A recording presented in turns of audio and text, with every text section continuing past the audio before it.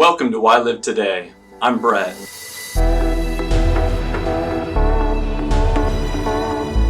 This is the Freedom from Addiction and Loneliness series.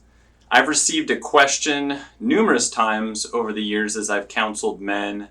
What were the most helpful things in terms of helping you break free from addiction and loneliness? So this video and the next two after that, these three videos will help answer that question, at least for me.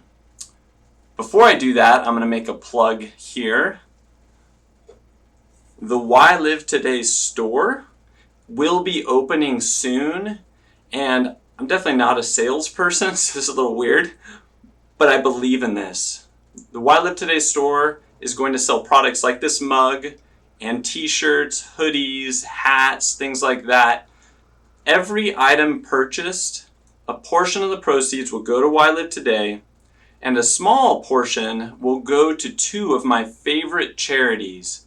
One is a care charity. In other words, this charity called the Alabaster Jar Project cares for survivors of human trafficking, women that have been mistreated in the form of sexual slavery, have been cared for, first rescued, then cared for. They have a care house where they care, give treatment, counseling. They help them get back on their feet, back to working, and really bring healing to their lives. The other is the Human Trafficking Institute, which basically focuses on another front, enforcement. So they help train law enforcement in other countries to actually be effective in catching those who are committing human trafficking crimes, those people who are trafficking human beings around the world.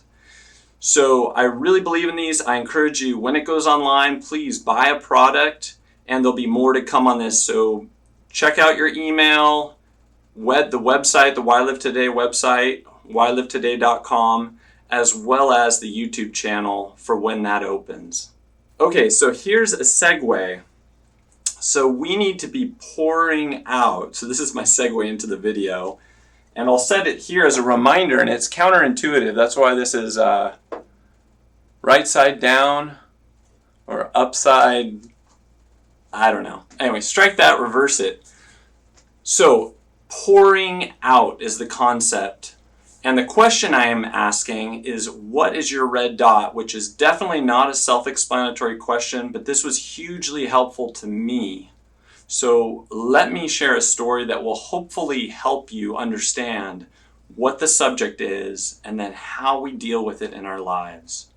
I was sitting on the couch in the first year of our marriage, and my wife asked me a question as I was typing away on the keyboard. "Are you okay, Brett?" And I said, "Yeah, I'm fine, I'm okay," and I kept typing. A little while later, she asked the same question. "Are you sure you're okay?" And I said, "Yes, I'm fine." Keep typing away. And then a third time she asked, "It really seems like something's bothering you." Very sincerely she asked. And I thought about it for a moment, and the more I thought, I'm like, you know what? I'm irritated right now. I'm actually pretty upset. But I was so disconnected from my feelings, my emotions, and I'd stuffed them so much. I didn't know what was going on. She knew better than I did what was going on with me. And as you can see, we are going to be focusing some on my favorite Star Wars character, Darth Vader, which has a lot to say about emotions. Not necessarily in a good way, but it'll be a good illustration. You know what that means? It's Latin. Means know thyself. I'm gonna let you in on a little secret. Mole says to cue another clip that will help describe where I was at. Not too bright, though.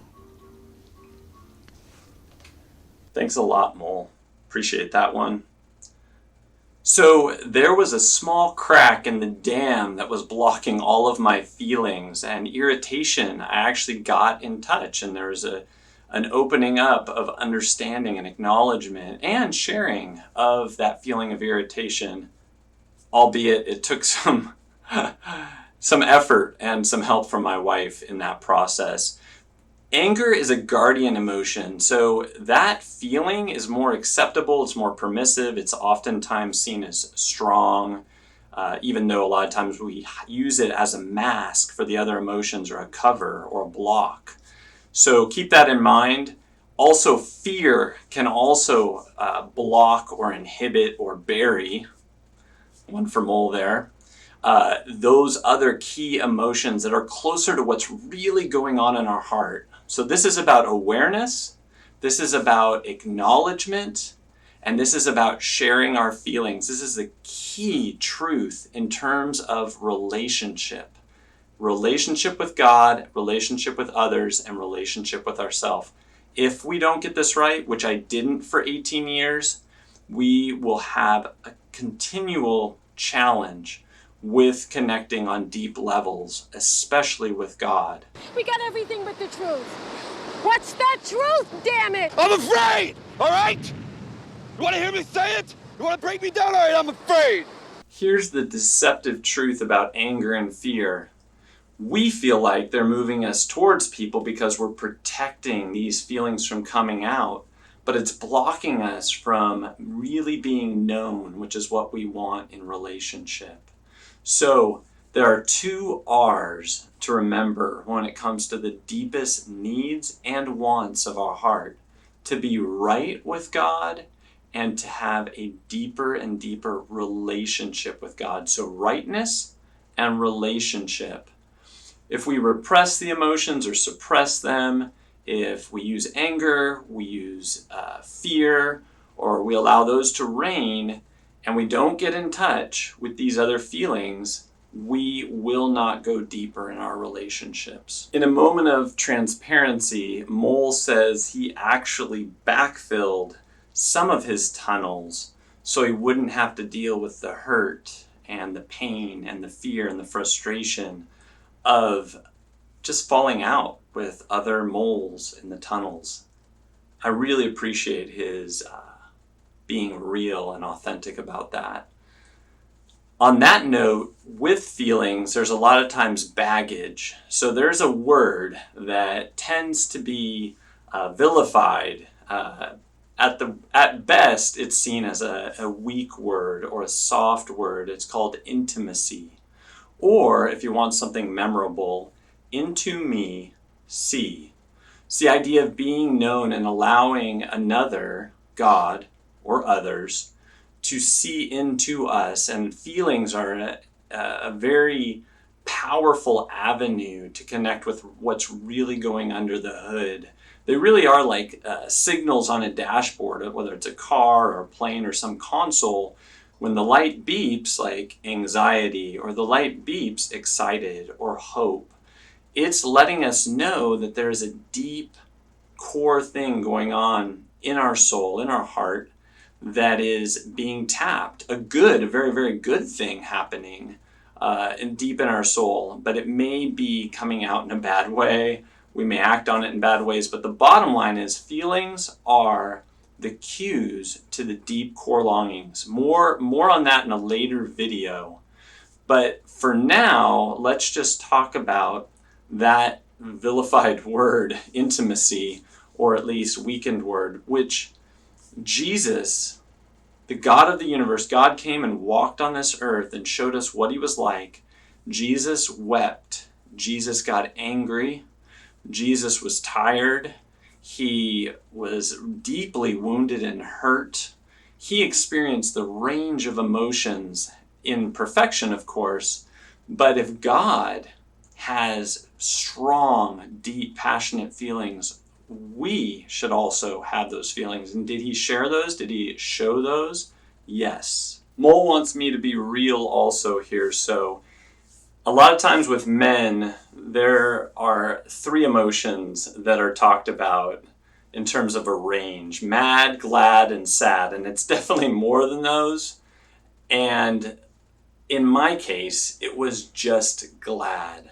My range was so stunted, like Darth Vader over here, that I wasn't even in tune with any other feelings except that. And it's a gift from God to be idealistic, positive, and happy, and generally just rose-colored glasses Except it can obviously become a problem when it blocks me from other emotions or I use it as a mask. Check out these emotions for Darth Vader.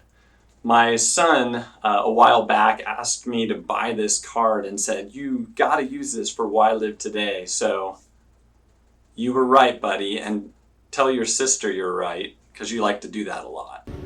Tell your sister you were right. Vader is a perfect example of someone who stuffs emotions and uses anger to block and cover up all other feelings. His helmet is a metaphorical picture of this complete blockage. So he's an intriguing character. Amazing villain. I wouldn't want to work with him, though. Lord Vader, the fleet has moved out to flight speed and we're preparing to... You have failed me for the last time, Admiral. Vader's failure to acknowledge and share emotions leads to pride, power, and control. And he becomes addicted to these things, which then fuels further separation from human contact or connection. That was the case for me for 18 years. And then that leads to, you probably guessed it, loneliness, and then more addiction, a vicious cycle. It's described by Richard Rohr as pain that is not transformed is transferred. Peter Scazzaro, author of Emotionally Healthy Spirituality, talks about a truth that I didn't want to face during my 18 years of struggles with addiction and loneliness. And he says this: it's impossible to be spiritually mature if you're emotionally immature. If there's hope for Vader, the number one villain of all time, then there's hope for you and for me to dig into our feelings. Even if we deny that hope, God is bigger than that. I feel the good in you, the conflict. There is no conflict. So how do we address this critical need to acknowledge, feel, and share emotions? There's a key verse that addresses this, Psalm 62:8, one of my favorites. It says this: "Trust in him at all times, O people. Pour out your heart to God, for God is our refuge," or I like to say, our bomb chamber. So God is where we can dump the truck, we can explode, we can share the good, the bad, the ugly, the nasty, and we need to do this. God is the one place where we can do it. He can handle it. He already knows what's going on in there, and we just don't want to own it or acknowledge it, but he can handle it. So giving it to him, and this is a process not where we just go and share and then we go act on these feelings or do whatever we want, but we bring them to God and under God, surrendered, so we're able to process it, get it out, and then line up with what God's will is and discern also what's really going on there so you don't make bad decisions. So I really encourage you to do this process. You see it here in this movie clip with Lieutenant Dan in Forrest Gump. Take a look.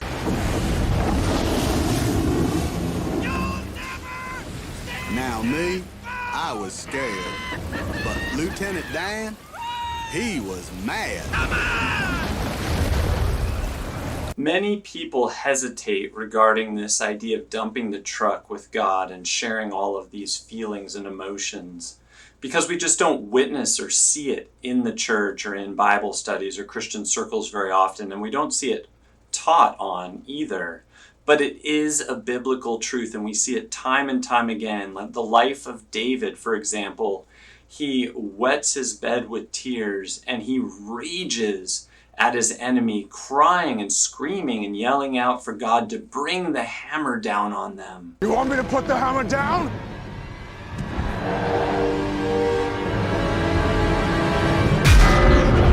Mole, you queued up the wrong clip there. Listen, although that's a great Marvel clip. Listen to what David expresses in the following verse. Pour out your fury on them. Consume them with your burning anger. Let their homes become desolate and their tents be deserted. Yes, this is in the Bible. This is Psalm 69, 24 to 25. It was an aha moment when a good friend of mine called this a constipated prayer life. If we're not able to share all of ourselves with God, then we're going to not be able to experience that deeper connection, that relationship. If you think about a great friendship that you've had or a great connection, a lot of times it's because we can be our whole self or express everything with that particular person. So here's an example.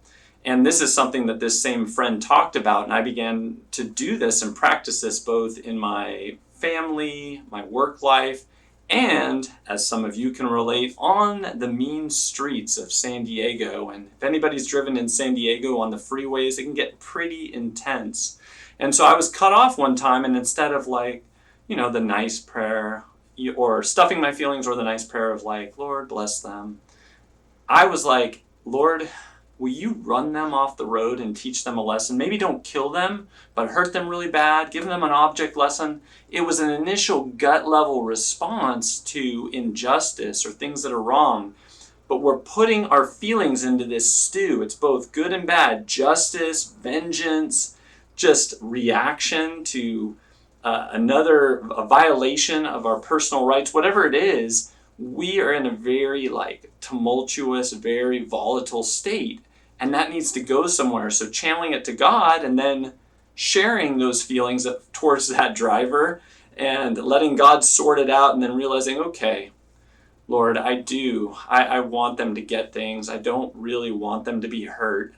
I want them to come to an understanding of how to drive properly on the road. And you're right, I do have some part in this. I was going too fast. You process it out with God. So Mole says, I've been too easy on you. The mystery movie reference will be more difficult this week. In fact, there are no words. It's strictly visual. If you know what it is, go ahead and comment on it, or if you don't want anybody else to know, you can go ahead and contact me directly. The links will be in the references, resources below this video.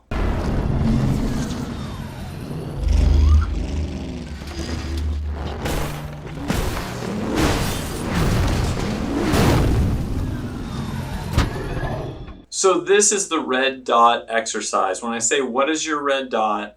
This is a question that will help you and I continue to acknowledge and share and experience our feelings with God and with others. Credit to Larry Crabb, who I believe was the one that came up with this.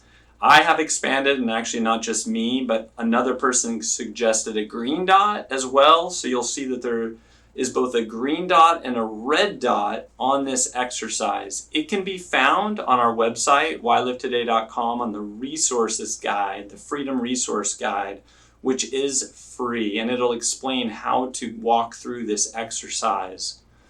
So the short explanation, here it is. What it is a list of words. The red dot is a series of words on the page that you can just walk through, and they're negative feelings. So anxiety, fear, tension, overwhelm. And then on the flip side, there's a green dot that has a series of words that are positive, whether it's excited, exhilarated, curious, intense, passionate, that will allow you to name the feeling that's going on inside you. Like me, if you're like me, it's difficult to name them. So this helps facilitate naming them and then trying to enter into what it is to feel them, especially in prayer with God, and then share it ultimately with others as well, especially those you trust. It'll help forge deeper connections. The simple question that you're asking when you look at this red dot, green dot sheet is the question we would ask if we're in a shopping center or with a map, and that was where the red dot thing came from, because typically on a shopping center map it says you are here, right where that little red dot is. So it orients you. We can't get to where we need to go unless we know where we are right now. Knowing yourself. So that's where the red dot comes in. You're asking, where am I right now? Where are you right now? And then expressing naming and then expressing and sharing those feelings. All right, so I am going to do a real live fire exercise. In other words, I'm going to do my red dot with God and with you in the mix right now. If you're not interested in hearing this and you understand the concepts, that's totally fine. I'm not offended. You can move forward in the video or check out the resources, references, and links. But here we go. I'm going to pray, and if you want to turn off the video, you could also do it on your own and practice it right now. So let me do it. Lord Jesus, I pray right now, help me to enter into the feelings that I'm feeling right now and name those feelings that are going on. It's been a long day. I have tension in my back right now. I'm sweating. It's pretty hot right now in my office. And I'm feeling a bit overwhelmed, but also excited that I'm actually getting back to these videos. I admit that I've had fear. I know that that's a blocking emotion a lot of times. Fear that these videos wouldn't go well. But what is underneath that fear? Well, failure. I think wondering if this is going to fail or if it's not going to do as well or if it won't be received very well, and that'll reflect on me. That there's inadequacies, deficiencies with who I am. But that also brings up a sense of dependence on you, Lord, because you're sufficient. But I do feel that right now, Lord. I feel that weight, but even as I share it, Lord, I'm lifted. And as the people that are listening and as you listen, I feel more connected, more free because I'm who I am. And it doesn't matter what the voices in my head say or what anybody else says. All that matters is what you say, Lord, and you say, I'm your beloved Son in whom you're well pleased. So I pray this in Jesus' name. Amen. So that was a bit of a shorter version. I helped and I didn't totally get there with feelings. It wasn't like I was crying or totally raging and I wasn't cussing or whatever, but those are things you can do. But I just wanted to give you a small taste. It's a little difficult on the camera to do this. It was a first time for me, but give it a shot. Sometimes music is a great medium for truth, and it can really help inspire us to share our feelings. There's a great song, at least for me, called When I'm With You by Citizen Way. Check it out. These are the things that I need to pray, 'cause I can't find peace any other way. I'm a mess underneath and I'm just too scared to show it. Everything's not fine and I'm not okay, but it's nice to know I can come this way. When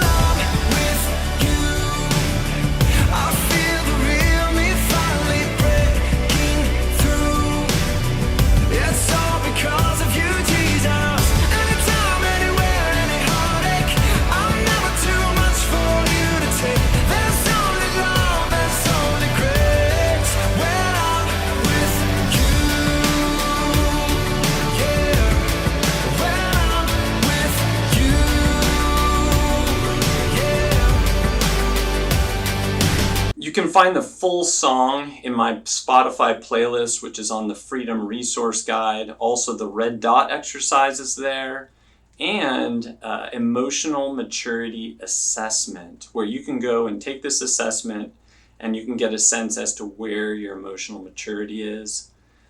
Lastly, there are pour out or raw prayers that I've included links to that are from David, Job, and Jesus in the Bible.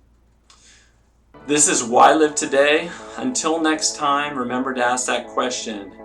Are you digging in or are you checking out when it comes to the meaning of life's experiences? Thanks.